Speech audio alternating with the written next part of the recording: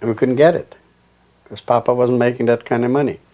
So I took a 5-ton truck like all the other NKVD people did, drove into the PX and told them to put on 5 bags of rice, 5 bags of flour, 2 tons of coal, 2 tons of wood, and so on and so forth. Salute, and you leave. Cost nothing. First time when I came back, my father almost killed me. He thought I stole it. I backed in the truck. And he said, "What's that?" I told you, I'm working for the NKVD. I don't get paid much, but we're allowed to take as much food as you want, or whatever we need. So would you ask the rest of the kids to come out and unload? I got to take the truck back to the pool. And that's what was going on, to keep the family fed. Then Khruschev started giving me more money. I brought in results. No one paid attention to me, a little boy walking around in the headquarters of the railroad, listening to things. I was wearing the railroad uniforms, and they didn't think a 17-year-old kid is a spy for Khruschev. So I knew all the information, and he ran his campaigns and won the elections and kept his people on the council. Then in 1941, when the war broke out, we all had passports in the Soviet Union. And in the passport it was written where you live, when you were born, and nationality. Russian, Ukrainian. In my case it was Еврей, not Jew.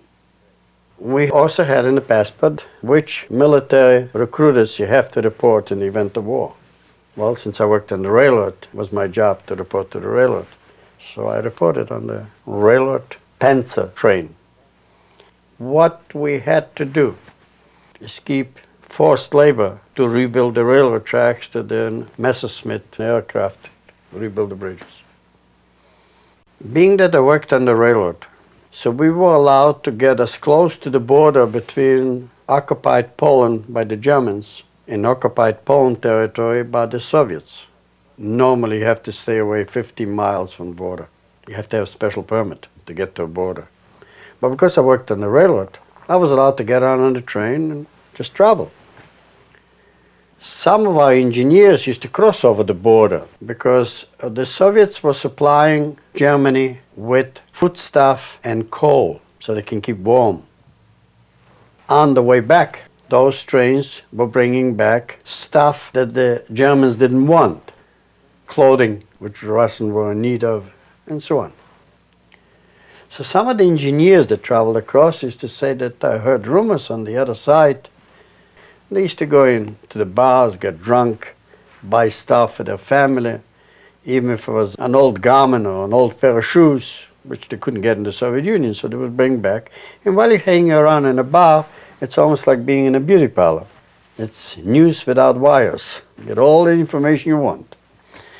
Well, the Polish and Ukrainian farmers that stayed on the other side, where the Nazis took over the territory, used to go into the bar and get drunk, and they would talk that during the night they hear the Nazis rumbling with tanks and heavy trucks and artillery moving it closer to the border.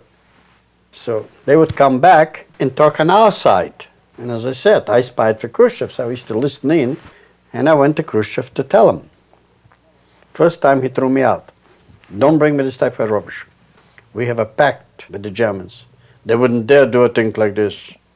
And then he used an expression, if they attack us, oi budi morda bitter, Hitler bandita. It means we'll smack him in the mouth. Hitler that bandit if he attacks us. We have an agreement. Well, a lot did Hitler care about agreements, neither did Stalin. But then anyway. But I still heard those rumors. So next time, I took one of the NKVD boys, and we dressed ourselves up in farmer's clothes. He was a Gentile, and I was Jewish. I spoke German, he did not. And I was carrying a bag with pumpernickel bread, and for a Jew to carry a large piece of lard, bacon. The Ukrainians and Russians and Poles like to eat raw bacon, the white stuff. They'll slice pieces, put it on a piece of bread and a bottle of vodka, and it's a good meal. They don't bother sterilizing, do anything with it, but that's how they eat. And we were walking, we got across the border, the Buk River, and I knew where it was shallow so you can get across. And we're walking, broad daylight. Well, the sun was hitting in my lard, was melting in my bag. As I said, I was Jewish. I wasn't supposed to touch that. We saw a German patrol. So I greeted him in German, and they were delighted. Polish farmer greeting them in the German language. And we walked probably about 18 miles from the Bug River, and we stopped some farmers, talked to them. I heard they're building more camps around here.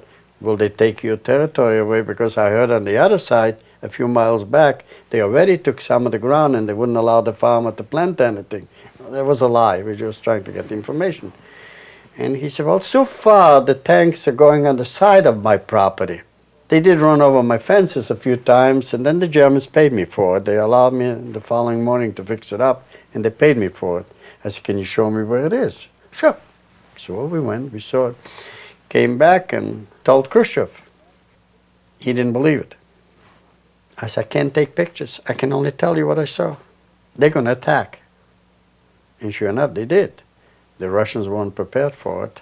And that's why the Nazis had an easier time. They marched from the Bug River almost up to Kiev, which is about 460 miles, in less than 2.5 days. The Russians had very few planes, very few tanks, and the planes that were parked on the tarmac didn't have any gas in it. Didn't expect any wars. So when the Nazi planes came over, they just destroyed whatever air force the Russians had in the Ukraine. I was wounded twice. I drove a tank.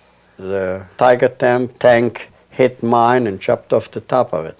We were a crew of 5, and I was the only one that survived. Went to the hospital. They fixed me up. Back to the front. The second time when I was wounded, I wound up in the Urals. It used to be called Sverdlovsk. It's a big city.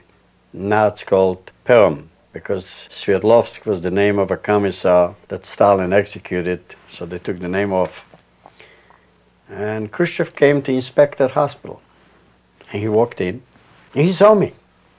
We didn't see each other for almost 3 months. And like a long-lost cousin of his, came over, gave me a bear hug, and he says, what the hell are you doing? And I was in a ward with about 36 other soldiers. He called the doctor over to give me a separate room. I said, don't do it. They're going to hate me. You walk out of here, they're going to choke me to death because I'm going to have a private room and better food. I don't want it. He said, what can I do for you? So me jokingly, because he wasn't too bright, I said, well, Nikita Sergeyevich, when you see Stalin next time, could you do me a favor? He said, конечно. Sure. What do you want? Ask Stalin if he would take me as a guard on the Kremlin Tower, because the doctor tells me I need at least 6 more months to recuperate.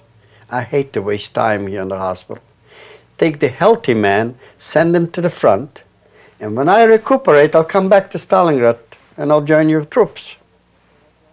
He said, хорошо. Well, he saw Stalin. Stalin later told me what he did. He was my publicist or my agent. He told Stalin that, in these words, Я имею еврейчик. I have a little Jew boy, speaks 11 dialects, very faithful, and willing to die for our fatherland. But right now he's in Sverdlovsk in a hospital, and he needs 6 months of recuperation. He asked me to ask you whether you could give him one of the towers until he recuperates, and send the man from the tower to the front with me. And then we'll exchange again. And Stalin said, Приводите, bring him. So Khruschev got out on the plane, flew to the Urals, put me on the plane, brought me to Moscow, brought me into Stalin's study. It wasn't that easy.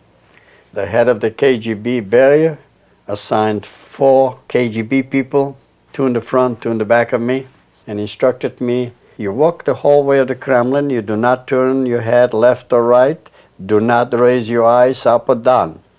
Look at the neck of the officers in front of you.